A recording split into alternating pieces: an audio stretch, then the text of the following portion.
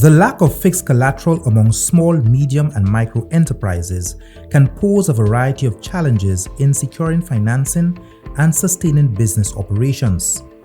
Banks and other financial institutions often require fixed collateral as a prerequisite for approving loans.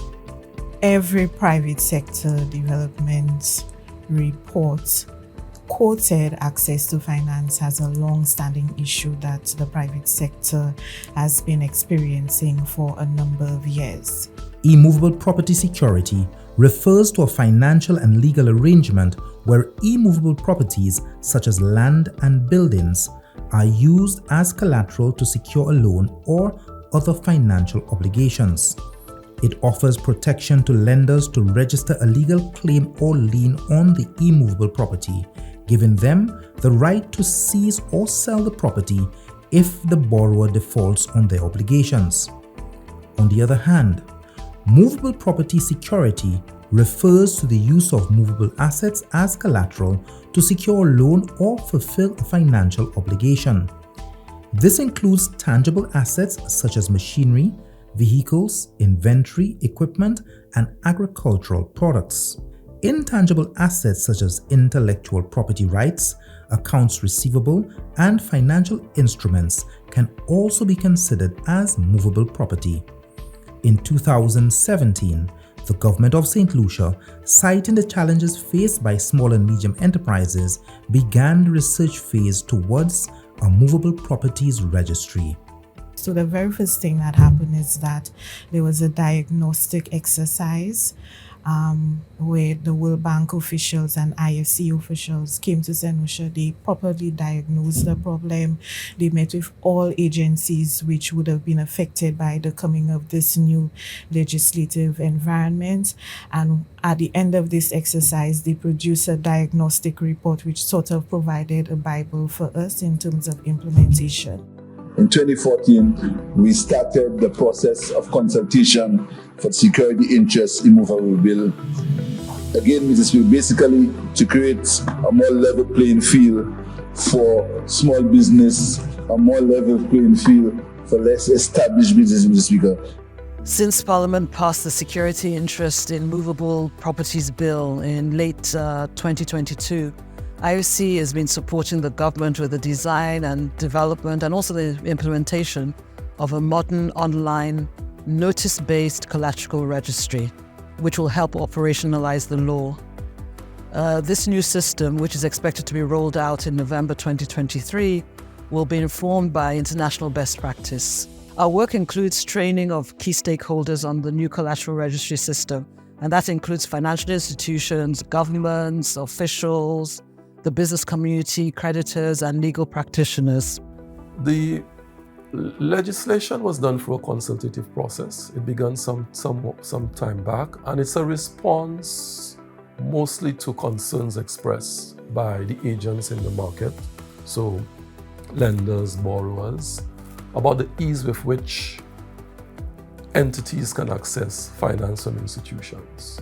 It's also coming out of a concern surrounding financial inclusion and the fact that there are so many possibly viable enterprises that do not have an opportunity to access finance because of the fact that the process for offering security is so cumbersome. The collateral registry is essentially an online or web-based platform for the registration of secured transactions involving movable property. Essentially what that means is that for any loan that you wish to obtain over an asset that does not involve or is not land or a building attached to the land, then this would be the process or the system by which you engage in the registration of that charge. This system allows you to register what we call general collateral.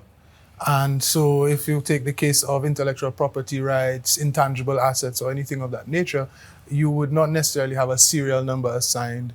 And so what you may very well find is that you end up having to use a descriptor of the asset to sufficiently capture what it is that is the subject of this security arrangement, and that will be used in place of a serial number in essence. A very tangible example would be perhaps maybe an agricultural enterprise where there may be some specialized farming equipment, right? An excavator of some sort, vehicles, that, normally it would be very difficult in terms of the specialized equipment to actually convince a financial institution that this is a good asset that you can actually hold. With the security interests in Movable Property Bill, we would now have an opportunity via the mechanism of the collateral registry for such specialized equipment, including the vehicles, to be incorporated as security. With the introduction of St. Lucia's Movable Collateral Registry, bills of sale will no longer be required as liens can now be registered online. In the area of verification of these liens or charges, I think this system is a cut clearly above the rest of the systems or the processes that we have implemented thus far. It is by far an improvement over the current process for performing searches of the existing registry. What users are now enabled to do is to simply log in with or without an account, and there's no charge for that type of search, but you can simply log into the system, input the serial number of an asset that is subject to registration, and the system will instantaneously tell you whether that asset is collateralized or not. And with that added information, people can now make better decisions about the use of assets, whether to purchase them or whether to subject them to further financing if they are in fact subject to financing already. Address in certain cases as well. If you don't include that into the registration when you perform a registration, it will not go forward. The National Competitiveness and Productivity Council, NCPC, has spearheaded the coordination and implementation of this legislative reform, which is projected to boost economic activity in St. Lucia by making access to finance easier for micro, small, and medium enterprises. The main implementing agencies have been the OECS Regional Tourism Competitiveness Project, and it is a World Bank funded project under the Ministry of Tourism. They have been the main funding agency for the collateral registry. We also have the International Financial Corporation. They have provided a lot of technical assistance for the project, and going forward, they will also be providing technical support to the other OECS islands who have plans to implement this project later on. We also have the High Court Registry. This is the main implementing agency where the collateral registry will be housed. Additionally, we have worked with the USAID through the Caribbean Business and Enabling Environment Reform activity, and they have provided communication support in order for us to bring public sensitization as we roll out for implementation of the collateral registry. The communication plan is very important because the public needs to be aware of what the collateral registry is, what the benefits are, and of course we are thankful to the USAID for providing the financing for that aspect of the project. At USAID, we take pride in our partnership with the government of St. Lucia, and in particular, we are pleased to partner with them on the recently instituted collateral registry. Recognizing the profound significance of enhancing access to financial resources, these transformative reforms hold the promise of reshaping St. Lucia's business landscape and elevating the overall investment climate of the nation.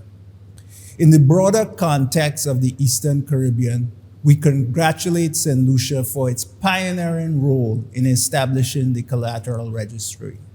We are also pleased that the registry will serve as a model for other countries in the Eastern Caribbean.